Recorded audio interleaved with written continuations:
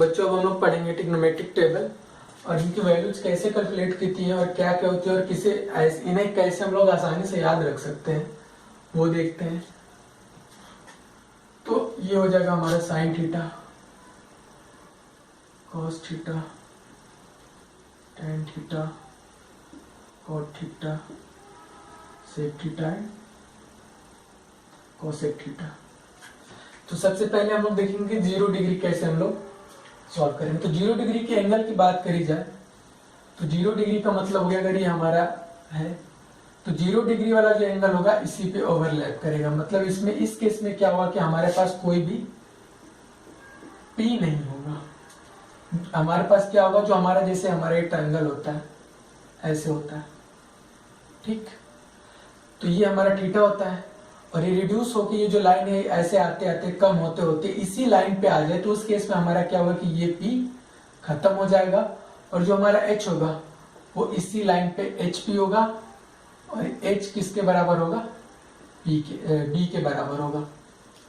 तो अगर sine theta की बात करी जाए तो साइन थीटा क्या होता है हमारा P मतलब इसके सामने वाला साइड, तो इसके सामने वाली साइड हमारी क्या है 0 और हाइपोटेन्यूस क्या है H। तो इस केस में साइन 0 की वैल्यू क्या हो जाएगी 0, तो ये हो जाएगा हमारा 0। और अगर cos 0 की वैल्यू बात करी जाए cos 0 की वैल्यू की तो cos 0 हमारा होता है इसके एडजेसेंट मतलब B। अगर ये ऐसे होता तो इसके एडजेसेंट साइड थीटा है, इसके एडजेसेंट साइड क्या होती, ये होती जो कि हमारी B है और हाइपोटेन्यूस भी हमारा इसी लाइन पे इसी के इक्वल है तो ये B बाई H होगा। लेकिन B is equal to H है तो B is equal to H का मतलब क्या हो गया H बाई H और H से H कट जाएगा तो क्या हो जाएगा ये 1। तो cos 0 की वैल्यू क्या हो जाती है 1। और अगर tan 0 की बात करी जाए तो वो होता है हमारा P बाई B, लेकिन इस केस में P हमारा क्या है 0 है तो ये हो जाएगा 0 बाई B, ये हो जाएगा 0। वैसे भी हमें पता है कि अगर साइन थीटा और tan थीटा जो होता है sine theta divided by cos theta तो 0 डिवाइडेड बाई 0। इसी तरह अगर cot थीटा की बात cot 0 की बात करी जाए तो वो होगा P बाई 0, B बाई 0। लेकिन हमें पता है कि अगर किसी भी फ्रैक्शन के डिनोमिनेटर में 0 हो जाए तो ये जो वैल्यू होती है वो होती है अनडिफाइंड, क्योंकि हमें कोई भी ऐसी वैल्यू नहीं पता जिसमें 0 से मल्टीप्लाई करें तो वो B दे। तो इस केस में जो हमारा जो cot 0 की वैल्यू होती है वो अनडिफाइंड होती है, अनडिफाइंड और इनफाइनाइट। इसी तरह से थीटा जो होगा वो होगा हमारा होता है H बाई B और H और B इक्वल है, इस केस में H बाई B होता है और H B इक्वल है तो ये हो जाएगा 1। या cos को उल्टा sec थीटा होता है तो 1 बाई 1 भी 1 ही होगा तो ये हो गया हमारा 1। और अगर cosec थीटा की बात करी जाए तो वो होगा H by P, H by P। तो इस केस में H तो हमारा है लेकिन जो P है वो 0 तो ये हो जाएगा अनडिफाइंड। तो ये था हमारा अनडिफाइंड या इंफिनिटी, तो जो cosec थीटा हो जाएगा वो अनडिफाइंड और इंफिनिटी हो जाएगा। तो इसी तरह हम लोग जो 30 होता है उसके लिए देखते हैं। तो 30 की जो रेशियोज है उनकी वैल्यू निकालने के लिए हम क्या करते हैं कि एक इक्विलेटरल ट्रायंगल समबाहु त्रिभुज लेते हैं। इक्विलेटरल ट्रायंगल का मतलब होता है जिसकी सारी साइड्स इक्वल हो और इसके सारे एंगल्स 60 हो। तो मान लिया कि हमारी 2a साइड्स की सारी साइड जो है 2a लेंथ की है, ठीक है। और अगर इस पे परपेंडिकुलर ड्रॉ किया जाए तो ये क्या करता है कि इन दोनों साइड्स को, ये जो साइड है इसको हाफ में डिवाइड करता है। तो अगर इस लेंथ की बस बात करी जाए तो ये हो जाएगा a और इस लेंथ की बात करी जाए तो ये भी होगा। और ये जो हमारा परपेंडिकुलर होता है ये एंगल्स को भी बाइसेक्ट करता है तो ये हो जाएगा 30 और ये हो जाएगा 30।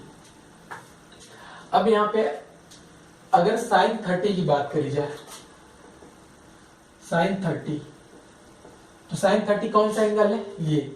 तो साइन के लिए मैंने बताया था कि एंगल के सामने वाली साइड, एंगल के सामने वाली साइड की लेंथ क्या है a, ठीक। और हाइपोटेन्यूस क्या है 2a। ये सारी साइड इक्विलेटरल है तो इनकी सारी साइड्स की लेंथ क्या होगी 2a। एंगल के सामने की साइड और हाइपोटेन्यूस, ये वाला भूल जाइए अब आप कुछ देर के लिए, बस इस ट्रायंगल को देखिए। ये क्योंकि ये 60 था तो ये 30 हुआ, फिर ये ए और ये 2 है, ठीक है। तो इसके सामने वाली साइड ए और इसका जो हाइपोटेन्यूस है वो 2a है, तो ये a से a कट जाएगा तो क्या बचेगा 1/2।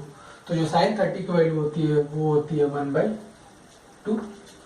और अगर cos 30 की बात करी जाए तो cos 30 होता, और ये जो हमारा आता है ये 2a² माइनस a² करें हम, 2a² माइनस a², ये अगर AD है तो क्यों, क्योंकि ये हमारा 90 है, ये हाइपोटेन्यूस है और ये बेस है, तो ये निकालना है। तो इसका स्क्वायर जैसे h² is equal to p² plus b² होता है, ठीक। ये हमारा 2a है और ये हमारा a है, और अगर b² निकालना है तो ये हो जाएगा, और इसे इधर लाएंगे तो ये माइनस होगा, तो 4a² minus a² is equal to b² होगा, या b² जो होगा वो होगा 3a², या जो b की वैल्यू होगी वो √3a होगी। तो ये जो हमारी वैल्यू है ये होगी √3a।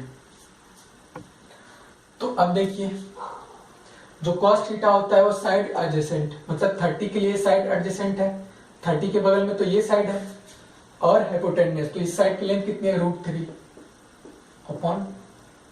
a से a कट किया तो यहाँ पे मिलेगा हमें √3/2, तो ये वैल्यू क्या हो जाएगी √3/2। इसी तरह अगर tan 30 की बात करी जाए तो ये हो जाएगा अपोजिट एंड एडजेसेंट का रेशियो, तो अपोजिट है 1 और एडजेसेंट है √3a, तो ये हो जाएगा 1/√3। cot 30 हो जाएगा एडजेसेंट अपॉन अपोजिट, तो √3a अपॉन a, तो ये हो जाएगा √3, ये हो गया cot 30।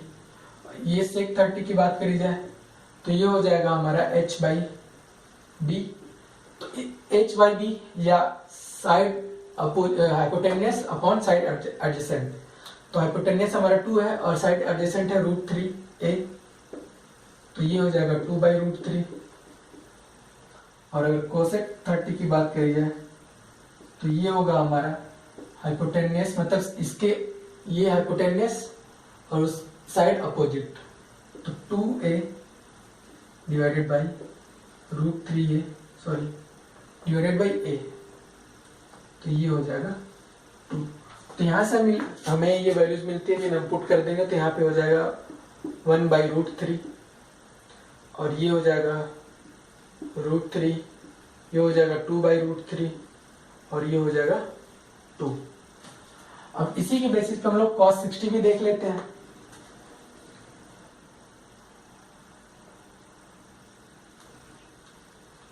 तो अगर sin 60 की बात करी जाए तो sin 60 के केस में हमारा जो साइड अपोजिट है ये होगा, साइड अपोजिट ये, और ये हमारा हाइपोटेन्यूस और साइड एडजेसेंट। तो sin 60 क्या होगा, साइड अपोजिट मतलब √3a, और इसका हाइपोटेन्यूस कितना है 2 है, तो ये हो जाएगा √3/2, क्योंकि a से कट जाएगा। और अगर cos 60 की बात करी जाए तो ये होगा साइड एडजेसेंट मतलब a और हाइपोटेन्यूस 2 है, तो ये हो जाएगा 1/2। और अगर tan 60 की बात करी जाए तो ये होगा अपोजिट अपॉन हाइपोटेन्यूस मतलब √3a upon a, sorry opposite upon adjacent, तो √3a/a हो जाएगा √3। और अगर cot 60 की बात करी जाए तो एडजेसेंट अपॉन अपोजिट, तो a अपॉन √3a, तो ये हो जाएगा 1/√3।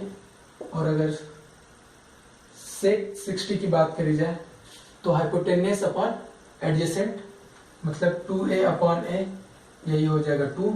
और कोसेक 60 की बात करी जाए तो ये होगा hypotenuse upon side opposite 2a upon √3a, तो ये हो जाएगा हमारा 2/√3। तो यहाँ से हमें वैल्यूज मिल गई, sin 60 हो गया हमारा √3/2, cos 60 हो गया 1/2, tan 60 हो गया √3, cot 60 हो गया 1/√3, एंड sec 60 हो गया 2, एंड cosec 60 हो गया 2/√3। √3। अब हम लोग cos 45 की बात, सारे 45 की जो रेशियो है उनकी बात करते हैं। तो 45 का मतलब अगर ये हमारा राइट एंगल ट्रायंगल है, ठीक है, और ये अगर 90 है और हमने इस पे एंगल ड्रॉ करा 45, तो अगर ये 45 है तो ये भी 45 होगा। कैसे? क्योंकि जो हमारी एंगल सम प्रॉपर्टी होती है वो कहते हैं कि इन तीनों एंगल्स का सम 180 होता है, ठीक है। तो अगर ये हमारा 45 है, ये 90 है, तो ये भी 45 ही होगा। 45 होने का मतलब क्या है कि ये जो दोनों एंगल्स हैं इक्वल होने का मतलब है कि इनके जो सामने की साइड्स होंगी वो भी इक्वल होंगे। अगर ये A है तो ये भी A होगा, और ये हमारा बेस है, ये हाइट है, और ये निकाला जाए तो ये क्या होगा, PH is equal to √A² + A², यह हो जाएगा 2A², या इसे देखा जाए तो ये होगा √2A। ये कहां से आएगा, H² is equal to P² + B² से, और दोनों साइड्स A है तो ये हो जाएगा A² + A² या 2A² होगा, और ये स्क्वायर था तो H अगर स्क्वायर हटाएंगे तो हमारा एक बाहर निकल आएगा तो हो जाएगा √2A। इसे समझ लीजिए। अब इस पे हम लोग सारे रेशियोज निकालते हैं। तो अगर sin 45 की बात करी जाए,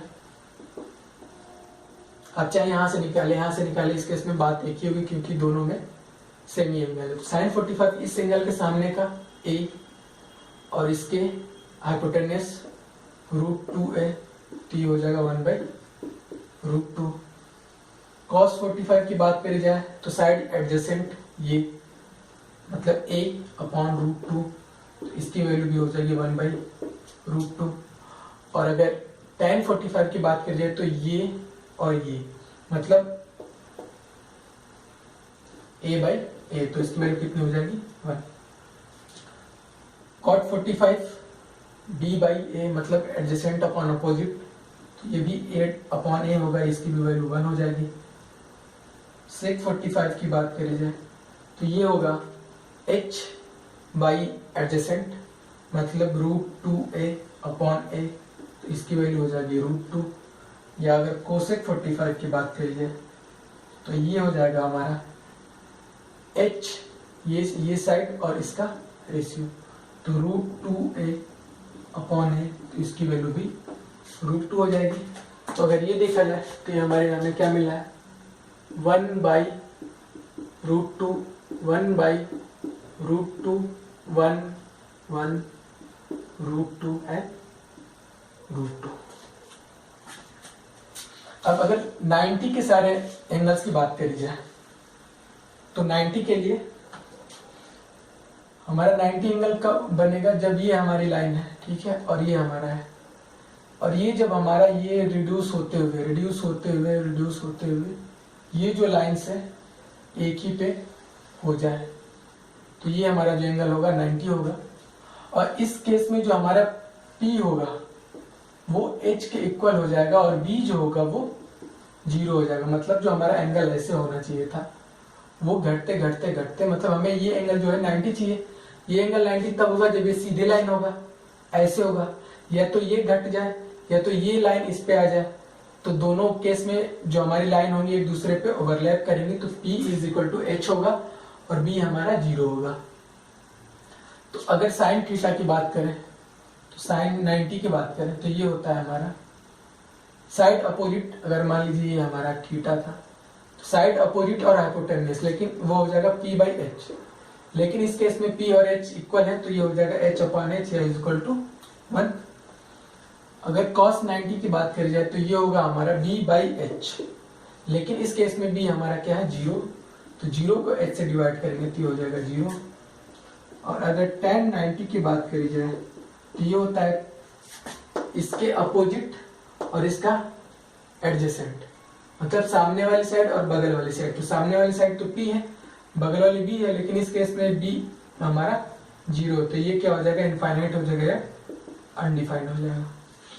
cot 90 की बात करी जाए तो ये होता है हमारा H/B, मतलब cot 90 adjacent hypotenuse upon adjacent, तो हाइपोटेन्यूस H होगा और एडजेसेंट बी होगी, इस केस में बी हमारा 0 तो h by 0 is equal to 0। Sec 90 की बात करी जाए तो सेक 90 होता है hypotenuse upon side adjacent. Sorry ये कॉट 90 जो होता है ये होता है p बाई बी, मतलब इसके सामने वाली साइड, सॉरी इसके अपोजिट वाली साइड, सॉरी ये b बाई पी होगा, इसके अपोजिट वाली साइड एडजेसेंट वाली साइड और अपोजिट वाली साइड का रेशियो जो होगा वो कॉट 90 होगा, मतलब b बाई पी। और इस केस में b हमारा 0 है और p हमारा b1 है, तो ये हो जाएगा हमारा 0। और अगर सेक 90 की बात करें तो ये होगा हमारा side hypotenuse divided by side adjacent. तो hypotenuse divided by side adjacent हमारी क्या है b, और इस केस में b हमारी 0 है, तो ये वैल्यू क्या हो जाएगी आइदर इनफाइनाइट या अनडिफाइंड। उसी तरह अगर कोसेक 90 देखा जाए तो ये होगा हाइपोटेन्यूस और इसके सामने वाली साइड का रेशियो, मतलब h बाई पी, और इस केस में h और p दोनों एक हैं, तो ये हो जाएगा 1। तो यहां से अगर वैल्यू रखें तो ये हो जाएगा 1, 0, इनफाइनाइट और अनडिफाइंड, 0, इनफाइनाइट और अनडिफाइंड, और ये हो जाएगा हमारा 1। तो ये सारी वैल्यूज हैं जो ऐसे आती हैं जो मैंने ट्रायंगल्स बना के बताया।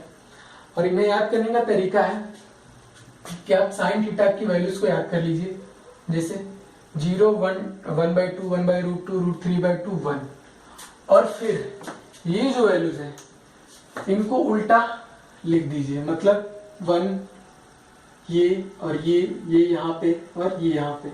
और फिर अगर tan थीटा निकालना है तो इस नंबर से sin theta upon cos theta करिए, इसको इससे डिवाइड करिए, इसको इससे डिवाइड करिए, इसको इससे डिवाइड करिए और इसको इससे डिवाइड करिए, तो हमें tan थीटा मिल जाएगा। और cot थीटा निकालना है तो इसका उल्टा कर दीजिए tan थीटा का, sec थीटा निकालना है तो cos थीटा का उल्टा कर दीजिए, और cosec थीटा निकालना है तो sin थीटा का उल्टा कर दीजिए। तो आप एक की वैल्यूज याद करके सारे टेबल की वैल्यू निकाल सकते हैं। फ्रेंड्स, अब देखते हैं कि आगे क्या पढ़ना है। तो हमारा जो अगला टॉपिक है वो trigonometry ratios of complementary angles, मतलब जो भी इसका हिंदी मतलब होता है पूरक। जो भी कॉम्प्लीमेंट्री एंगल्स होते हैं उनका ट्रिग्नोमेट्रिक रेशियो क्या होता है। तो पहले कॉम्प्लीमेंट्री का मतलब होता है अगर दो एंगल्स x एंड y है, ठीक है, और इनका सम जो जोड़ हो अगर 90 डिग्री होता है तो ये दोनों एक दूसरे के कॉम्प्लीमेंट्री टू ईच अदर होते हैं, मतलब एक दूसरे के पूरक कोण होते हैं। ठीक, जिन भी दो एंगल्स का सम 90 होता है वो एक दूसरे के पूरक कोण होते हैं, कॉम्प्लीमेंट्री होते हैं। तो आइए देखते हैं इन पे बेस्ड हमारी जो रेशियोज होती है ट्रिग्नोमेट्रिक रेशियोज वो क्या क्या होती हैं। जैसे अगर ये पूछ दे कि साइन 90 माइनस थीटा क्या होता है, cos 90 माइनस थीटा क्या होता है, tan 90 माइनस थीटा क्या होता है, cot 90 माइनस थीटा क्या होगा, sec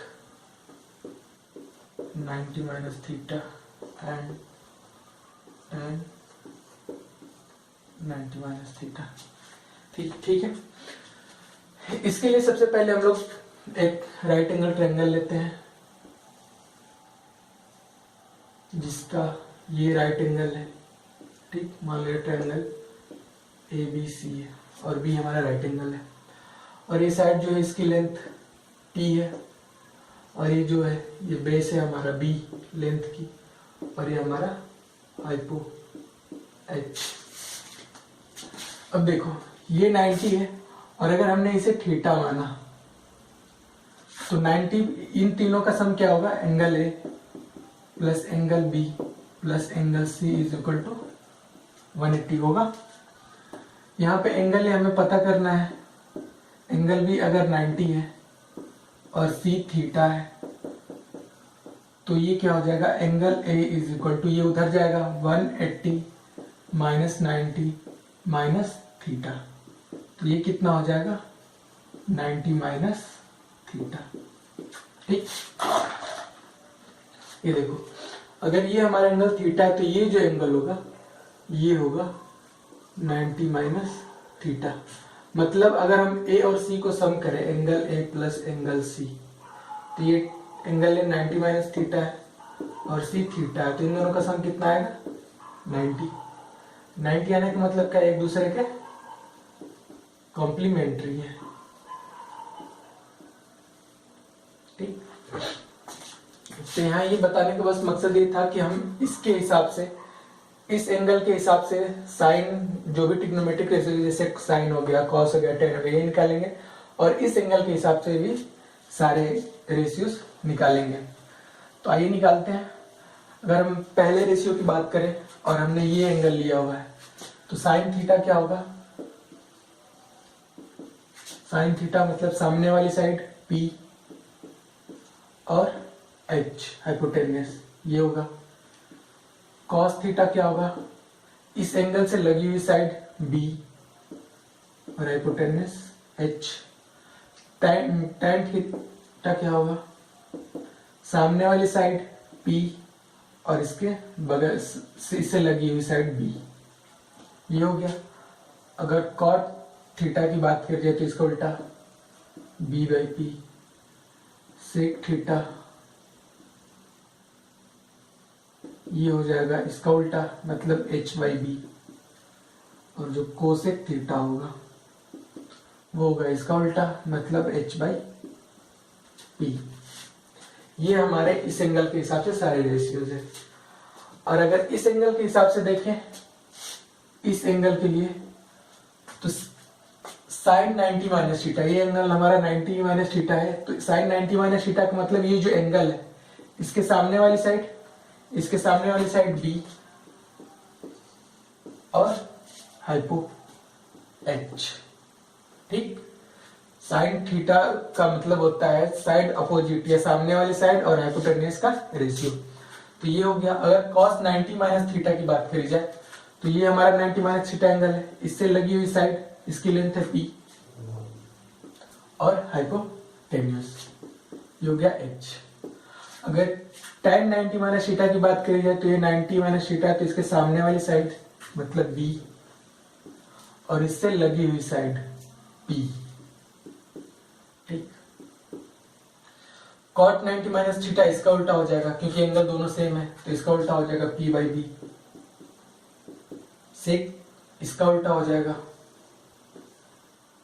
और ये इसका उल्टा हो जाएगा, ये हो जाएगा H/P और ये हो जाएगा H/B।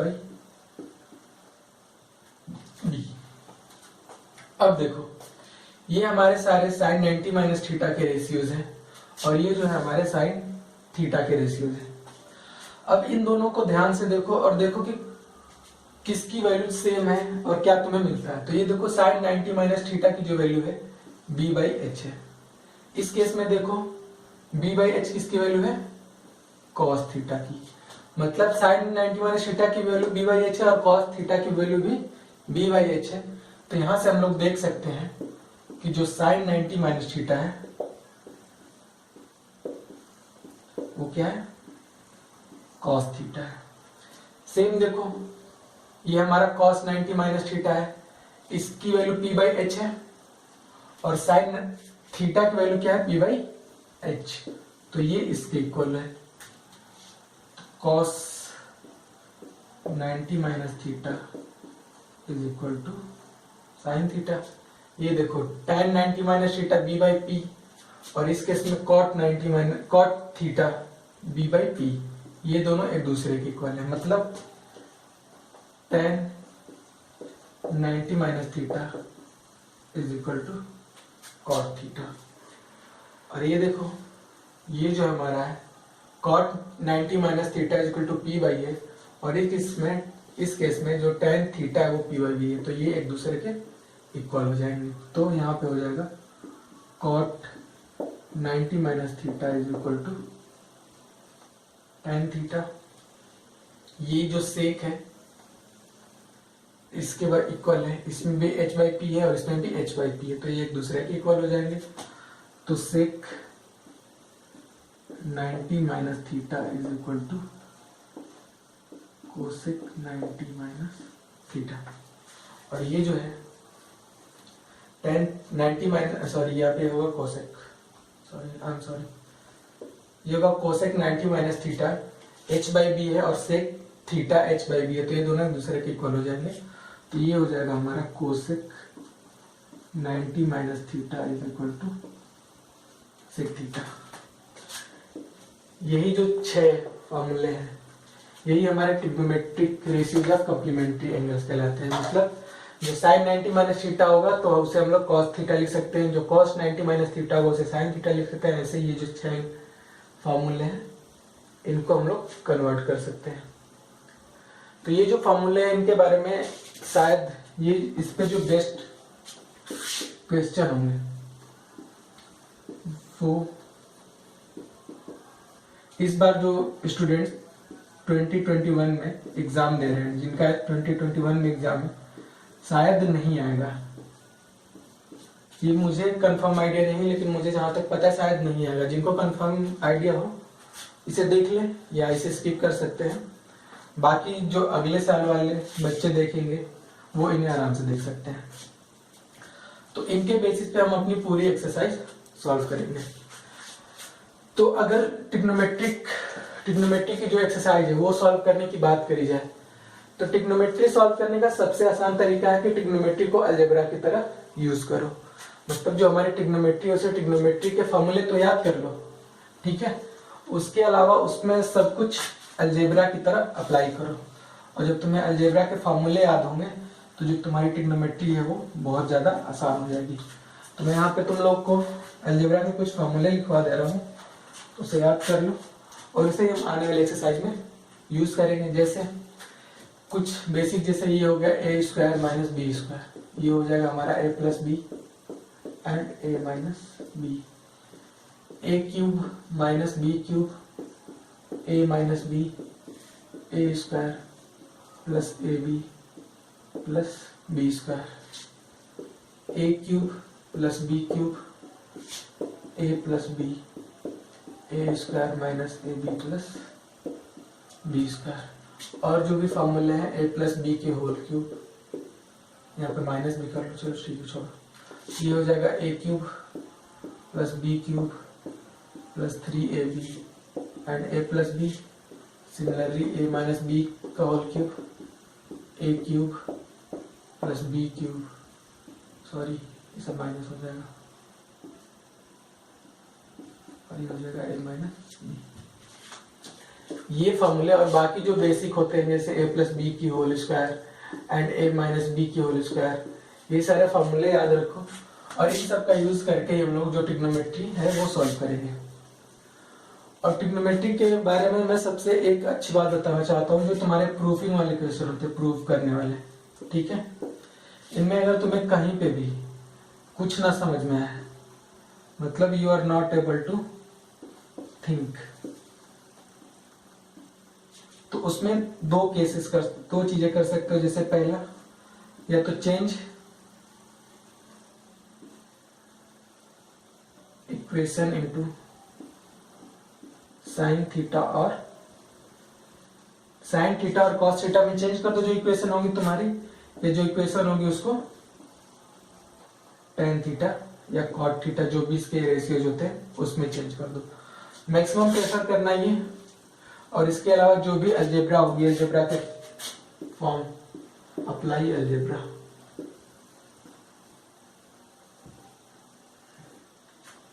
ये तुमको मिलता रहेगा हर क्वेश्चन में, ऐसे कई सारी चीजें मिलेंगी जिनका यूज तुम करोगे। तो आओ देखते हैं आपकी एक्सरसाइज कैसे सॉल्व होगी। Thank you.